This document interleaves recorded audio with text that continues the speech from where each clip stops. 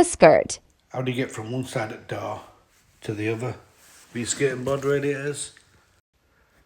All we do is continue the loop there. So as your skirting board radiators come round and they come to a doorway, got some Tech-type pipes there, and they're barriered pipe. So they've got an aluminium barrier in there, so it's MLCP. And then if we have a look on the side, they just go under the floor